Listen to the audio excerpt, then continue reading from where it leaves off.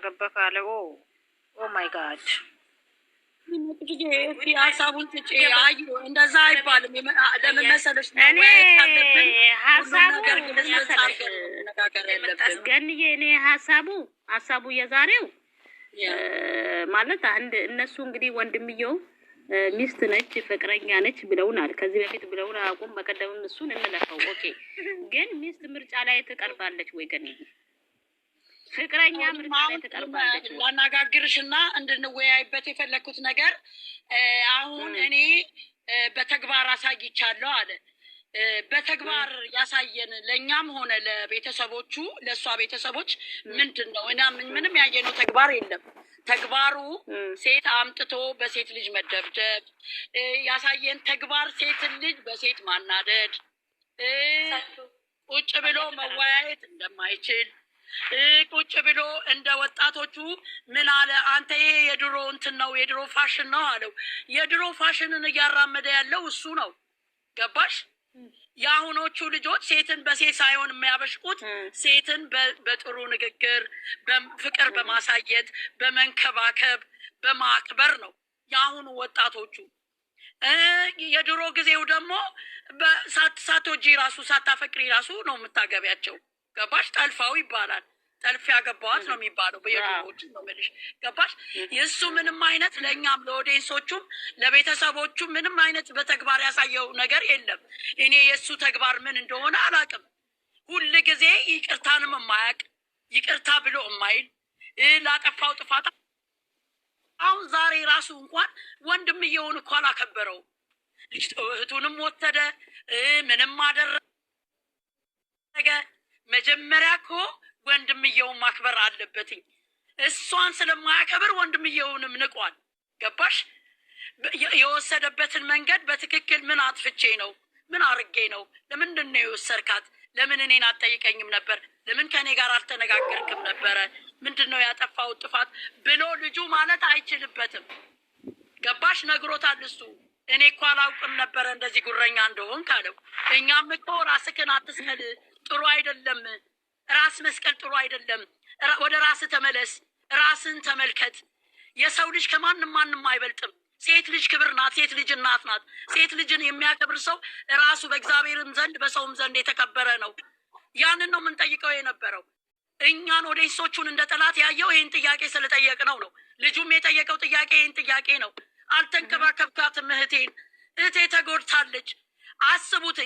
እኛ እዚህ የሆንን እንደዚህ የሆንን እንግዲህ ወንድሟ ምን ያህል ስሜት ነው የሚሰማው? እኛ በለቀቁልን ቪዲዮ ምን ያህል ነው እየተጎዳች ነው። ሴቶች እየመጡ እየመቷት ነው፣ እያናናቋት ነው፣ እየሰደቧት ነው። ለምን ተጎድታለች ብለን ነው አይደለ ስንጠማመድ ስንጫጫ የነበረው። ወንድምየው ደግሞ እዛው አጠገቧ ነው። ገባሽ? የሰው ልጅ ሲጎዳ ብቻ አይደለም በህይወት እያለ ነው መድረስ አለ። እኔም ያልኩት ነገር ነው፣ እናንተም ያላችሁት ነገር ነው። ድራማ አትበሉ። የሰው ልጅ ድራማ ነው እያላችሁ ይጎዳል ውስጡን። ልጅ ናት እኮ አለ። እውነቱን ነው። ልጅ ናት አትችልም እያልን ነበር ያለ ነው አይደለ እንዴ?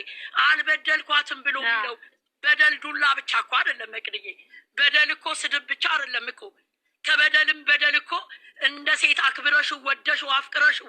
እንግዲህ ወንድሞቹም ብለውናል። ከአሁን በኋላ ፍቅረኛው ብለን ነው የምንናገረው።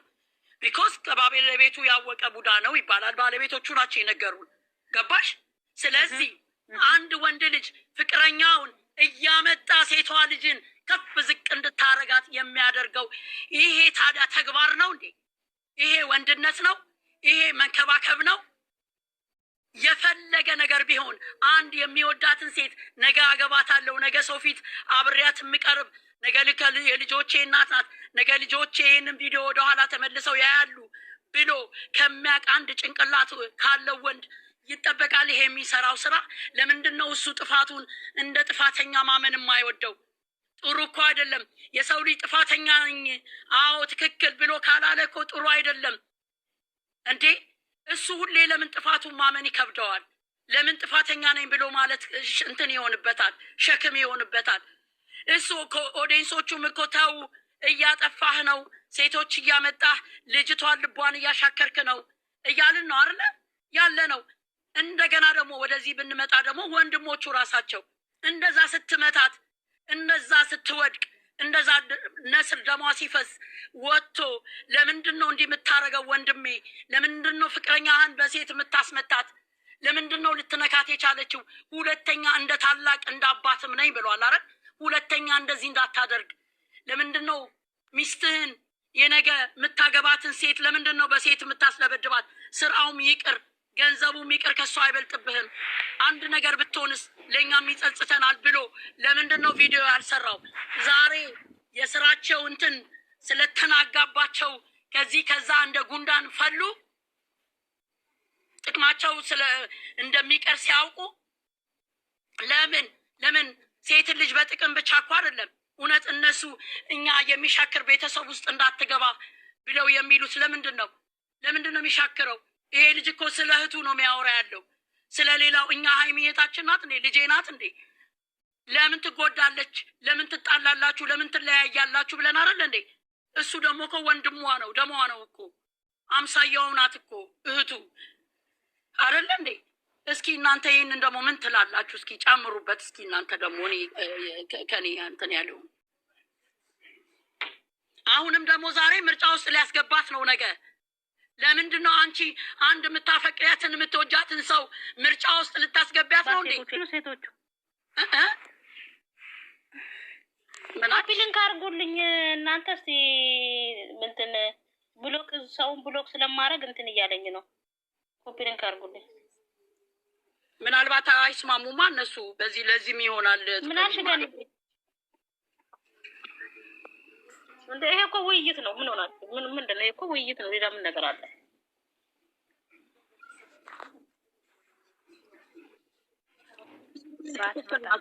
ነገ ባትመጣ ምርጫ ውስጥ ልትቀርብ ነው ማዝጌ። አሁን ነገር ምርጫዋን እንትኗን እንትንልላታለሁ ብሏል። ያንን ነገርስ ልክ ነው ወይ? ስሚ ገንዬ፣ ያ ነገርስ ልክ ነው ወይ? ምርጫ ውስጥ እንዴት ትገባለች? እንዴት ነው አንድ ፍቅረኛሽን ምርጫ ውስጥ የምታስገቢያት?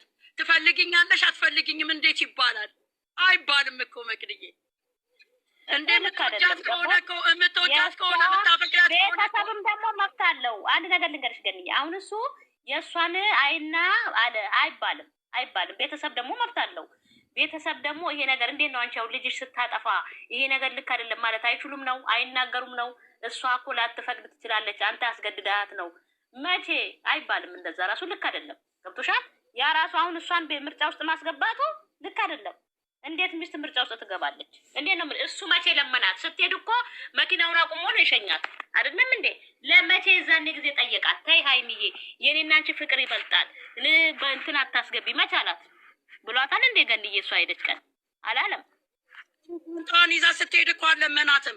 የት እንደምትሄጂ ብቻ አሳይኝ ነው ያላት። ቢኮዝ አደራ ስለተቀበለ ከአባትየው የት እንደሄደች ማወቅ አለበት ስለሚጠይቁት። እሱ የተቀበለውን አደራ እንጂ እኮ ፍቅር እንደ ፍቅር የፍቅር ነገር እኮ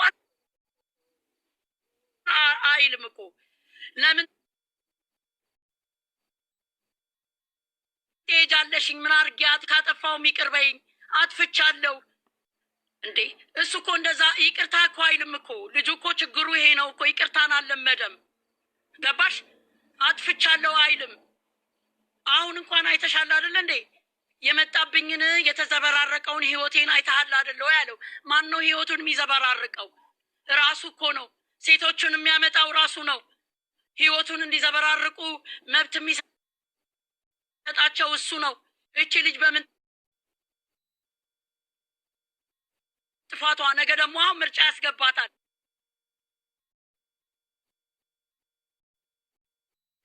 ቢኮዝ እሱ የሚፈልገው እዚህ ጋር ወደሱ በቃ ሀይሜ አልፈለገችም ብላለች ብሎ እንዲፈረድባት ነው። እሱ በምንም መንገድ በዚህ ሚጂ በዛ በእሷ ላይ ለማስፈረድ ብቻ ነው። ገባሽ? እንጂ የምትወጃትን ፍቅረኛሽን ምርጫ ውስጥ አታስገቢያትም እኮ። አያገባህምም ካለው በስነ ስርዓት ነው። በቃ እኔ እና እሷ ተፋቅረናል፣ እኔ አጥፍቻለሁ፣ እኔ ይቅርታ ጠይቃለሁ። አንተም ወንድሟ ነህ። ሴት አምጥቼ ስለመታቻት ይቅርታ ጠይቃለሁ አንተንም። ነገር ግን እኔ እና እሷ እናውቃለን እኔ እና እሷን ፍቅር። ስለዚህ እኔ በራሴ መንገድ አነጋግራታለሁ እንጂ ነገ አምጣትና ምን እንደምትፈልግ ገባሽ? ምርጫዋን እቀበልላታለሁ ነው በፊትም እንደሚለው ማለት ነው። ይሄ ነገሩ እኮ በፊትም ነው የሚለው። አንቺ ስትሄጂ እኔ አንቺ የምትይውን ነገር አከብርልሻለሁ ይላል። ይሄ ክብር አይደለም፣ ይጂ ነው አይደለ እንዴ? ሰው እንዴት ነው አንቺ የምትወጃትን ሰው ምርጫ ውስጥ አቅርበሽ ከፈለሽ ከኔ ጋር ትሆኛለሽ፣ ከፈለሽ ከረሜላ ገዝቼ ልክ እኔን ትፈልገኛለህ እንደሚባል ሕፃን ማለት ነው። ይሄ ፍቅር እኮ ነው። እንዴት ነው ፍቅር ምርጫ ውስጥ የሚቀርበው? ወንድምየውም ደግሞ አልተሳሳተም። ገብቶሻል? እነሱ ዛሬ ወንድሜ ነው ብለው